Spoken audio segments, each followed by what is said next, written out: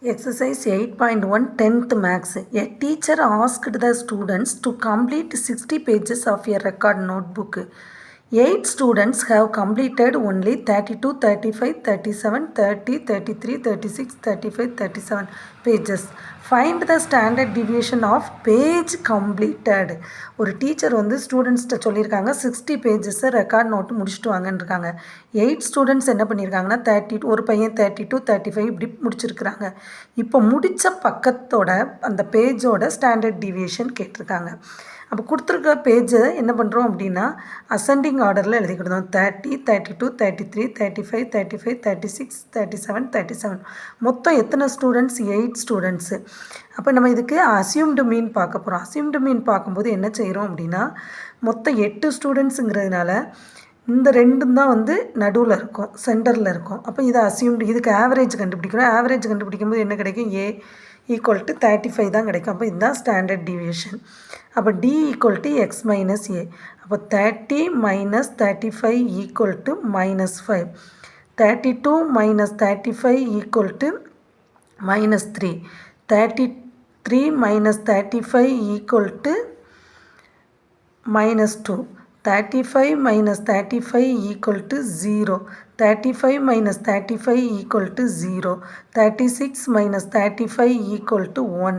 37 minus 35 equal to 2. 37 minus 35 equal to 2. இப்போ இதுக்கு square கண்டுபிடிக்கிற போகிறோம். ஸ்கொயர் கண்டுபிடிக்கும் போது பாருங்கள், 5 5s are 25. -5 into -5 plus 25 plus 9. 2 2s are plus 4. 0 0 1 1s are 1. 2 2s are 4. 2 2s are 4. இப்போ இது எல்லாத்துக்கும் டோட்டல் கண்டுபிடிக்க போகிறோம். 5 14 18 19 23 27 27 27 ரிமைனிங் டு 4 47. அப்போ சிக்மா டி ஸ்கொயர்டு எவ்வளோ கிடைச்சிருக்கு? 47 கிடைக்குது. இப்போ இதை கூட்டுங்க. -10 + 5 ஈக்குவல் டு -5 கிடைக்குது. Sigma d equal to -5, sigma d squared equal to 47. நமக்கு தெரியும் standard deviation formula equal to root of sigma d squared by n minus sigma d by n the whole squared. What is the value of sigma d squared? 47 by n. Number of students 8 minus -5 by 8 the whole squared. Sigma d equal to -5 by n. N equal to number of students. 47 by 8 minus 25 by 64. இதை 64 மாற்றுக்கு என்ன பண்ணுவோம் அப்படின்னா 8ஆல் multiply by 8ஆல் divide பண்ணுறோம். அப்போ root of 47 into 8 by 8 into 8 minus 25 by 64. 47 8ஆல் multiply பண்ணுறோம். 47 into 8